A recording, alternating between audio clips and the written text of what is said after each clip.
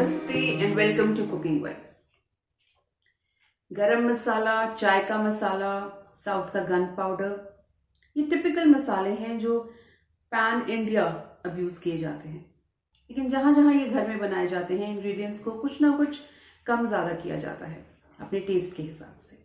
ये तो जाने माने मसाले हैं, लेकिन कुछ ऐसे मसाले भी हैं जो एक ही फैमिली में बनाए जाते हैं। उनकी रेसिपीज पीढ़ी दर पीढ़ी उन्हीं फैमिलीज में चलती हैं। मेरी इन लॉ साइड की फैमिली में भी एक टिपिकल मसाला बनाया जाता है। मसाला कहूँ या मिक्सचर कहूँ, उसे कहा तो चूरा जाता है, लेकिन है वो बहुत मज़ेदार। And it was something which I instantly took a liking to. इसका एक बहुत ही टिपिकल टेस्ट है। 3 इंग्रेडिएंट से बनता है, लेकिन इतना मज़ेदार है कि इसे किसी भी डिश में कहीं भी फिट कर लें। It's the taste enhance. तो चलिए आज मैं आपके साथ चूरे की रेसिपी शेयर करती हूँ। So let's get started.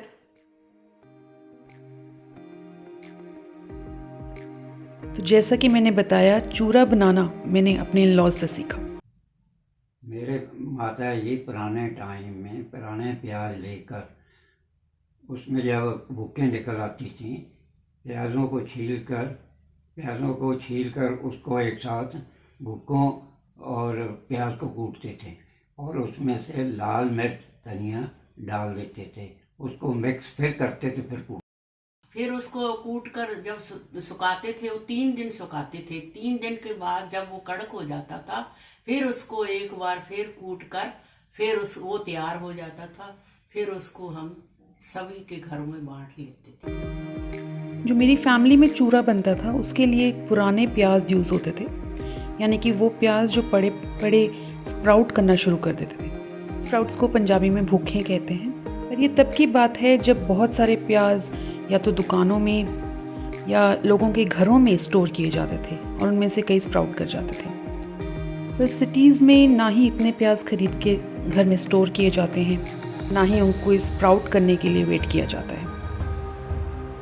तो मैंने उसके लिए एक हल निकाला कि वो हरा एलिमेंट डालने के लिए और वो स्प्राउट एलिमेंट डालने के लिए मैंने थोड़े से हरे प्याज यानी कि स्प्रिंग अनियंस यूज़ किए। दूसरा इंग्रेडिएंट सूखा साबुत धनिया, वो तो इजीली अवेलेबल होता ही है। और तीसरा इंग्रेडिएंट सूखी लाल मिर्च, साबुत वाली। ट्रेडिशनली तो यही वाली मिर्च यूज़ करते थे, पर होती बहुत स्पाइसी है। इस बार मुझे सूखी कश्मीरी लाल मिर्च मिल गई, तो मैंने उन्हें हाफ यूज़ किया। लास्ट टाइम चूरा बनाने के लिए जब मेरे पास ये मिर्चें नहीं थीं, तब मैंने मोटी लाल मिर्चें लेके उन्हें भी सुखाया था। तो बेसिकली प्याज़ों को धनिए और मिर्च के साथ कूटा जाता था और फिर सुखाया जाता था। पूरा सूखने पर फिर कूटा जाता था, पर अब कूटने का काम तो मिक्सी ही करती है। और मिक्सी में प्याज बहुत फाइन ग्राइंड ना हो जाएं, इसके लिए मैं प्याज़ों को पहले चॉप कर 2-3 दिन धूप में सुखा लेती हूँ। इतने वक्त में ये तकरीबन 50% सूख जाते हैं। तो इसके बाद इन प्याज़ों में धनिया और मिर्च मिलाकर फिर से ग्राइंड करना होता है। या आप एक साथ भी मिला सकते हैं या स्टेजेस में भी कर सकते हैं, और इस मिक्स को फिर से सुखाना होता है। तो अल्टीमेटली चूरा पूरा ड्राई होना चाहिए। फाइनली जब आपको लगे कि ऐसा हो गया है, तब इसे एक फाइनल मिक्स दे दें।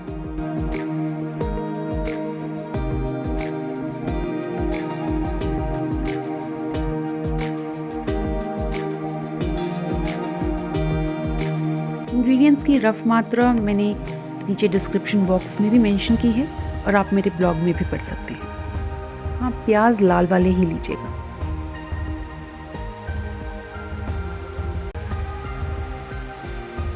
ये प्याज तकरीबन 3 दिन के सूखे हुए हैं। और पिछली बार जब धूप नहीं निकली थी, तो मैंने प्याज़ों को माइक्रोवेव में ड्राई करने की कोशिश भी की थी। थोड़ा ट्रिकी है, आपसे फिर कभी शेयर करूँगी।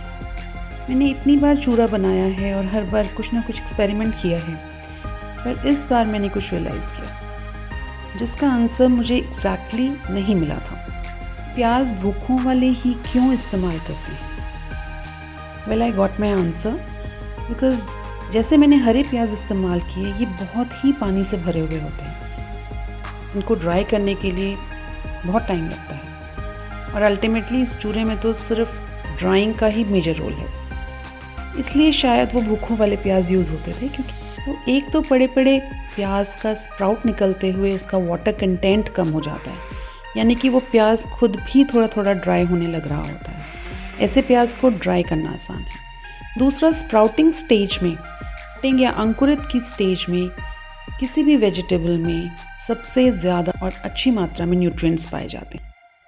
तो उस लिहाज से भूखों वाले प्याज यूज़ करना बिल्कुल सही था। और फाइनली जब आपको लगे कि चूरा बहुत अच्छे से सूख गया है, तब आप उसे एक फाइनल ग्राइंड दे दें। जितना महीन या जितना दरदरा आप चाहते हैं उतना आप रख सकते हैं। चूरे को शुरू से लेकर टोटली ड्राई होने तक 5 से 6 दिन की अच्छी धूप चाहिए होती है। इसके बाद आप इसे किसी एयरटाइट कंटेनर में स्टोर कर सकते हैं। इसमें नमक नहीं डलेगा।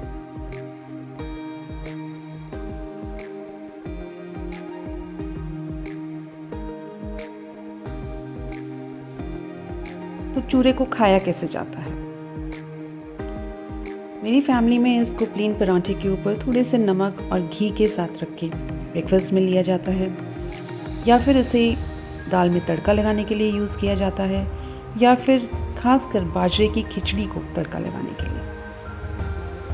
तो जिस दिन आपका कोई भी इलेबोरेट तड़का लगाने का मन ना हो, सिर्फ हींग, जीरा और चूरा, इससे आप दाल में तड़का लगाएं या कढ़ी में। चूरे को किसी भी पराठे के ऊपर रखें या अंदर। बचे हुए चावलों को तड़का लगाने के लिए, इडली फ्राई बनाने के लिए, तो और नमकीन टोस्ट के ऊपर भी छिड़क के खा सकते हैं।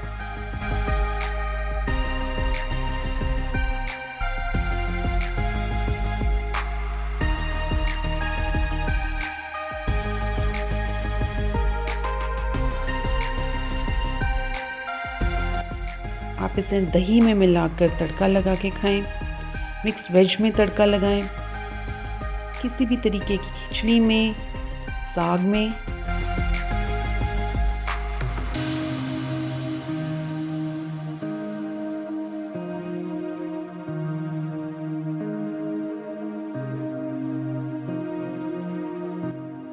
इनफैक्ट किसी भी ऐसी डिश पे जिस पे आप ओरिगैनो या चिली फ्लेक्स डाल के खाते हैं, आप चूरा डाल के उस डिश को एक देसी फ्लेवर दे सकते हैं। फिर वो चाहे पिज़्ज़ा हो, पास्ता या इवन मैगी।